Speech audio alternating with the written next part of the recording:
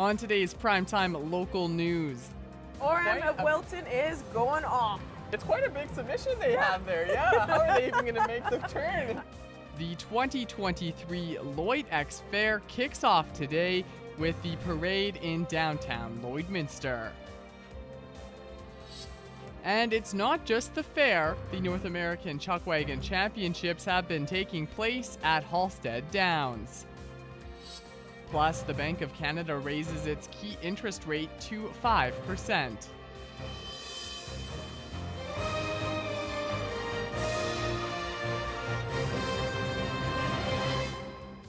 Prime time local news, serving the Lakeland and Midwest regions. Good evening, I'm Jace Mackey. Thank you for joining us today. It was a busy day here in Lloydminster and for us here at Stingray as the annual Lloyd-X Fair Parade took place this morning. Here's Callan Dunlop with more on what's new to this age-old event. The parade this year was Lloyd's biggest one in recent memory, having over 100 floats, a 20% increase in floats compared to last year.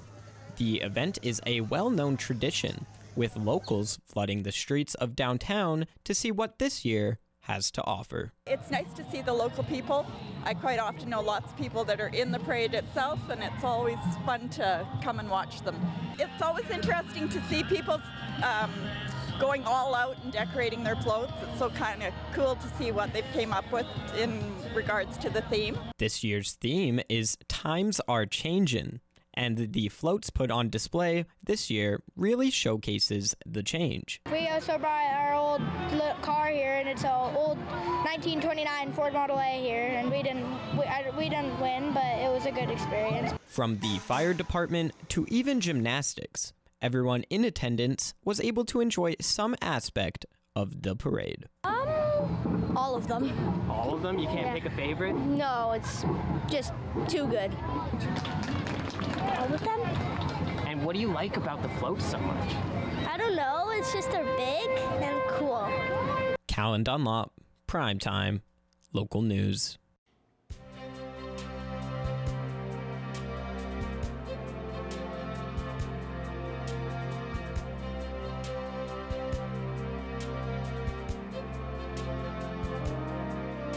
Thank you so much again there, Mr. Jace Mackey. Yes, now taking a first look at your weather forecast. Hopefully everybody had a beautiful day today and enjoyed it. I know we all did.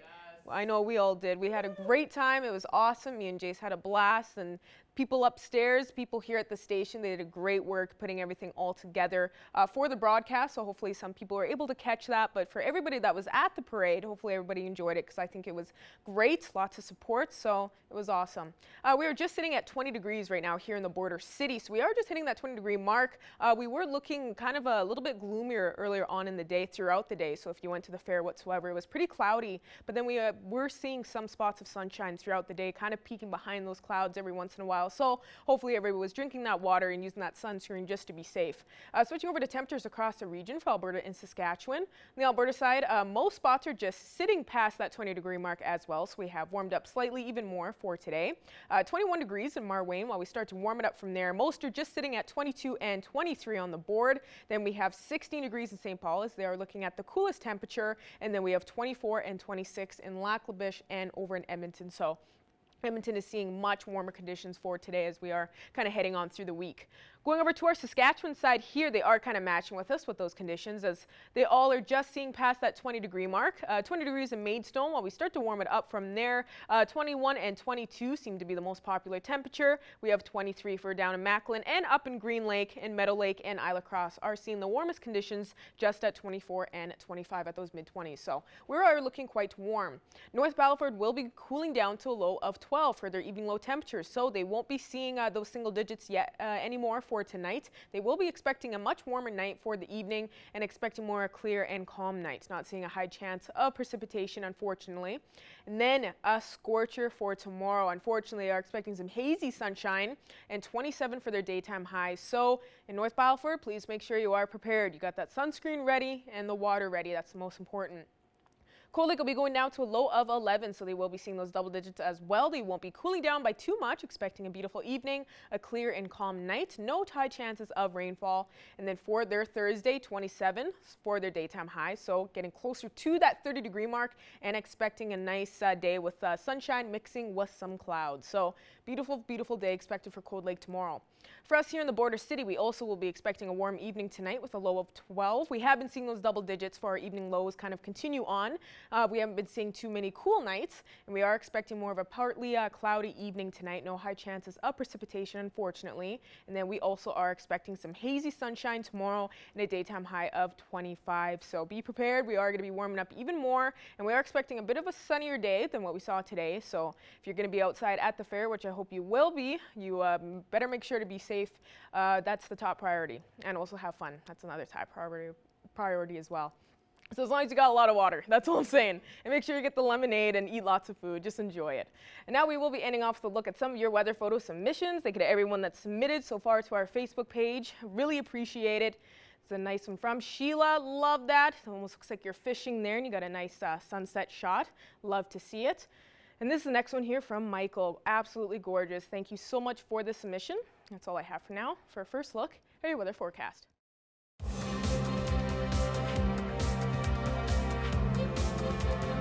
The North American Chuck Wagon Championship took a 2-day break on Monday and Tuesday, but tonight the drivers are back in action and will continue until Championship Sunday. Very exciting stuff. Here's our Thomas Wildman with more.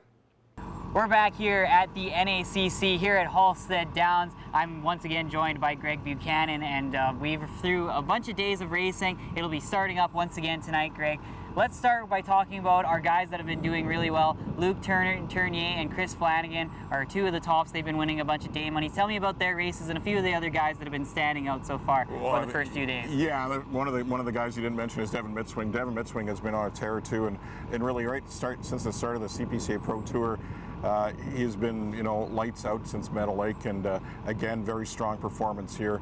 Very deep barn, following the footsteps of his dad, Ray, who won 7 Canadian championships. And you know what, relying on a lot of the horses that Ray won with here so far this week at the North American Chuck Wagon Championship. And Luke Tournier, he has pretty well won everything there is to win in chuck wagon racing. 36 years, Calgary Stampede, WPCA title, CPCA championship. The only thing he hasn't won yet is the North American Chuck Wagon Championship. Don't put that past him.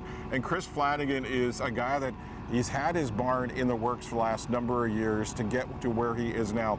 So what he's going through right now, and the great start he's had to the CPCA Pro Tour, as well as the North American Chuck Wagon Championship, it's been a long time in the works. So great to see all that hard work behind the barns paying off for Chris here at the NACC. And so four guys that you want to be in those top 4 spots. What about those other members who are just a little bit below the DJ Kings, the other CPCA guys that are just trying to sneak in? What are they going to be looking to do over these last few days? Well, probably DJ King is one. He went into the final night before we went into our break here for 2 days. He was 10th going into the show that night. He wins a day money. He creeps up down the standings. So what you want to do is what DJ did. Be fast, be clean, and win a day money. And if you do that, even if you're further down in the standings, you're going to leap up in a hurry. The other thing that's going to happen tonight is the redraw. So all the fast guys will be in those fast heats, those slower ones in the slower heats. So as we get closer to that 7th and final heat, you'll see the times really get fast.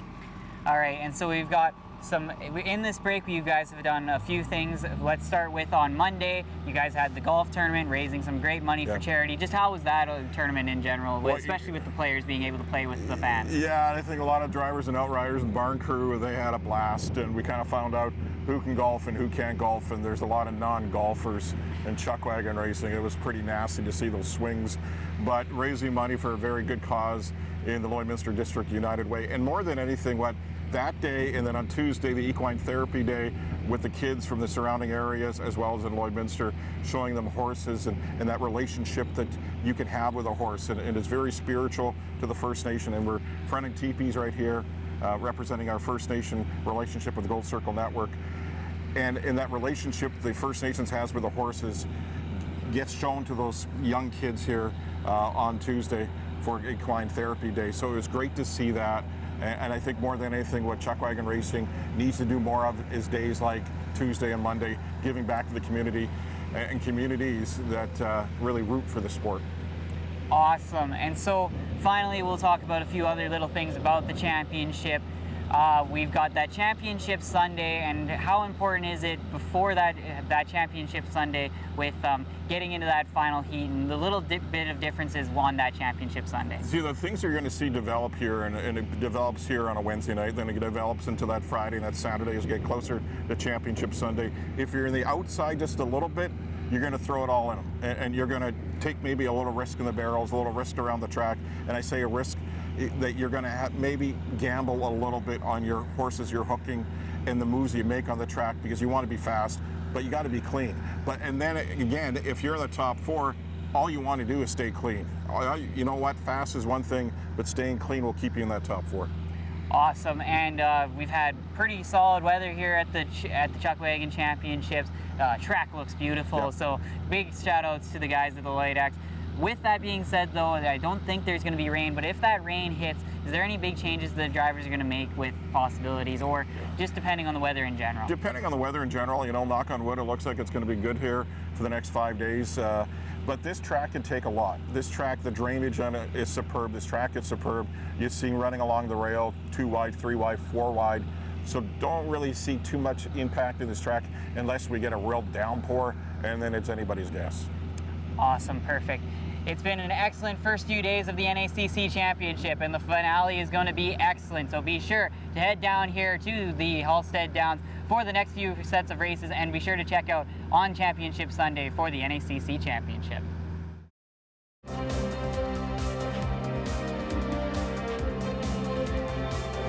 Catholic Social Services put on Wintergration. Now it's time for Summergration. I'm joined today by Janet from Catholic Social Services, and she's here to talk a little bit more about the Summergration programming that's taking place, put on through Catholic Social Services, and it's going to be taking place here in Lloydminster this summer. So Janet, I'll give you an opportunity to kind of take us through everything that's going on.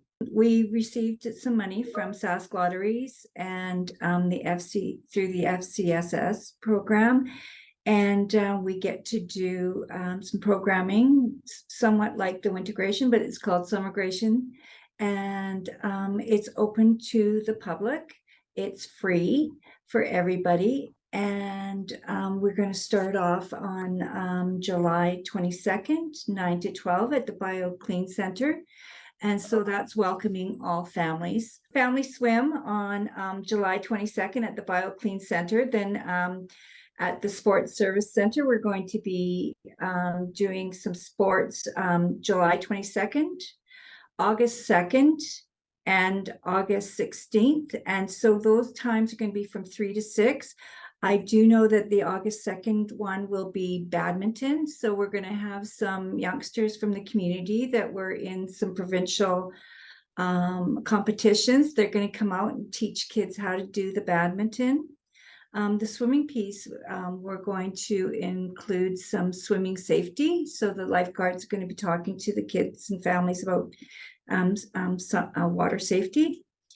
Then it's kind of interesting, throughout the month of August, we're going to be having kids invited to do some basketball. Father Gorman will be on Thursdays, and so those times will be like from 1 to 2:30, and then on Tuesdays throughout the month of August, it'll be more or less out in the open, so that's going to be subject to weather. Mm-hmm.